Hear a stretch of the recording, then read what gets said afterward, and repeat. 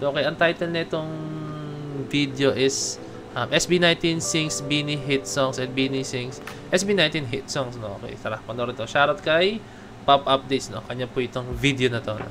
Okay? Nawawalan ng pangangamba. What? Pag-ibigay ka feeling na it feels like summer when I'm with you. Sa Islang Pantropiko. Hey! Feeling way to go back with you. Hey! Sa na-appreciate nila ang bawat isa. Nakakatawa, di ba? Na-appreciate ng bawat P-pop group yung wala kami kitang fan wars talaga, literal, guys, no? I mean, hindi siya fan wars pala, sorry. Pero yung mga idol natin, no, hindi sila nag-aaway-aaway. As iniisa sila eh. May mga meron lang talaga mga mangilan-ngilan na casual fans, no? Hindi sila, for me, hindi sila belong sa fandom, no? May mga casual fans talaga na, alam mo yun, na nagdi-divide po talaga. Pilit na nagdi-divide. Although na dapat wala na sanang ganun eh. Islang Pantropiko. See? Yeah, that's a very famous song in the Philippines. That's actually really good. Yeah. Oo nga, throwback nga to. Ano ba nila? Cute.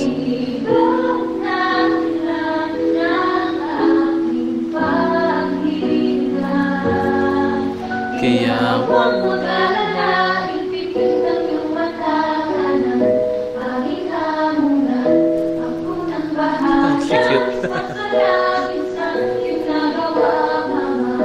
Pahinga muna, ako nang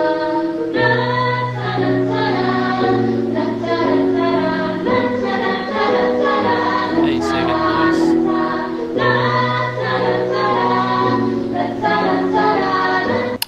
Solid. Like and subscribe. Matik yan kay Pop Updates. Isa yan sa mga solido, guys, no? So, yan. Sabi ni... Oy, just subscribe, no? Catherine Factor, no? Shared, no? Nag-subscribe na sa'yo si Catherine Factor Pop Updates. Solid. Okay. Saan ba tayo, no? Kaya nantong as isa pang upload ni Pop Updates, no? Is it about food? Yeah, of course.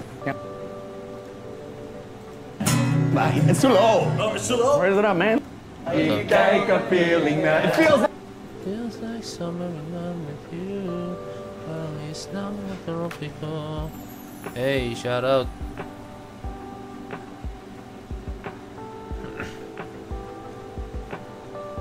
Ang schedule ko sa live wala talaga kasi pero sisikapin ko talaga ngayon na mag-live na from time to time, no, kasi at least kahit pa nakabawi-bawi na. Ang hirap kasi nakaraan, sobrang hirap talaga ako sa scheduling. Sabay hindi nakakalam kasi, guys, at the same time, guys, nagtuturo tayo ng sayaw, guys, no. Nagtuturo ako ng sayaw, hindi lang literal na pagkatapos ng trabaho uwi na. Hindi, nagtuturo pa ako ng sayaw, guys, no? Hindi ako yung to the point na ayan, bahay na, cellphone, ganyan. Medyo kayod tayo, guys. Nagtuturo sa mga may gusto dyan, guys, oh, nasa Makati area lang ako, no? Bandang Makati po ako, and sa mga gustong matutong sumayaw dyan or what, I'm available, no? Nagtuturo ako ng mga sayaw. Ayan, sabi, ano lang kayo dyan, or mga company, kunyari meron kayong mga company or ganyan, Christmas party, mga ganyan, no? Pwede ako magturo sa inyo, no? Walang problema, no? Talaga nagde-take ako ng mga ganyan, mga ano, nagtuturo ako at the same time ng mga sayaw, kaya medyo busy rin po talaga, guys, no? Very, very sorry.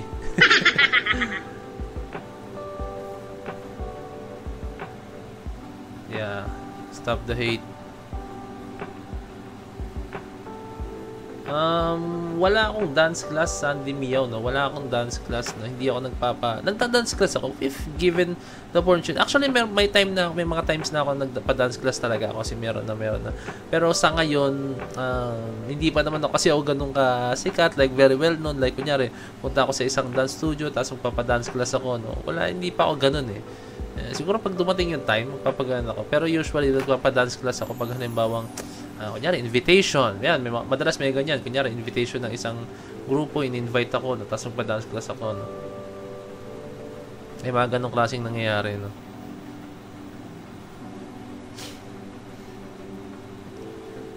Okay. 6 member na SB19. Grabe, malabo yan. Medyo lumalaki na ako guys kasi no. Ang hirap, mahirap. Isa sa mga risks ng as a choreographer no. Pag choreographer ka guys, for me baka mostly kakilala ko mga choreographer is lumulobo. Kasi kami more on turo lang no, hindi kami mismo sumasayaw. No? Although na kailangan maging fit no. Pero pag more on turo ka lang talaga, hindi ka no, maliban na lang kung dancer ka, ikaw yung tinuturuan, talaga ma-push ka. No? Pero hindi ko sinasabi guys na lahat ng choreographer gano'n. Siguro isa lang ako sa mga ganong klaseng choreographer na lumulobo. Kamusta naman ang guys, yung connection ko, no? Kasi hindi pa ako naka-direct ng LAN eh. Naka-wifi pa ako eh. Mabilis naman.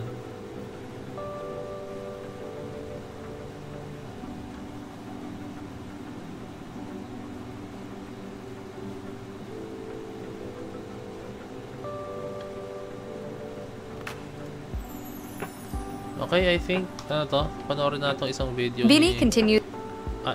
Pop-up days, no? And then, tara, let's go.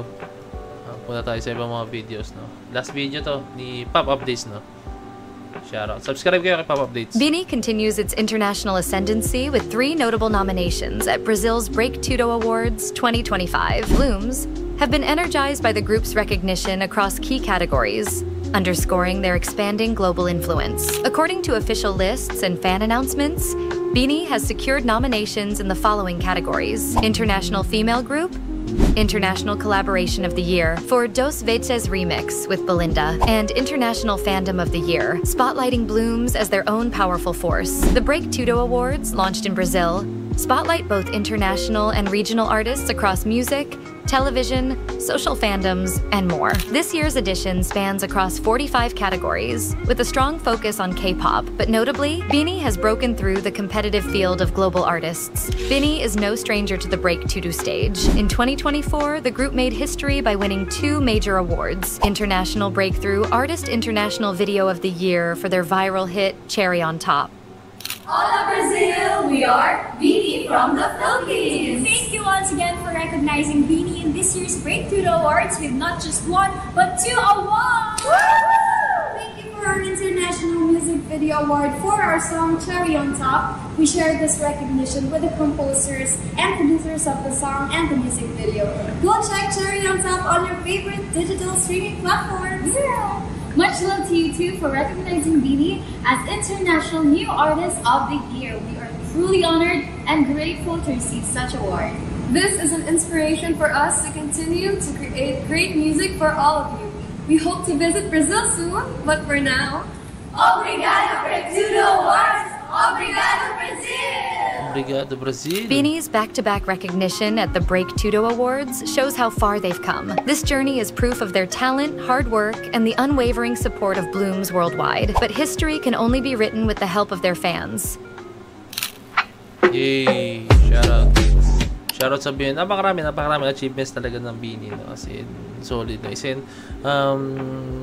aside sa SB19, no? Isa rin ng Beanie talaga sa, nasa ngayon ng P-pop community talaga, as in, napaka-solid ng Beanie. Okay. Sana guys, no?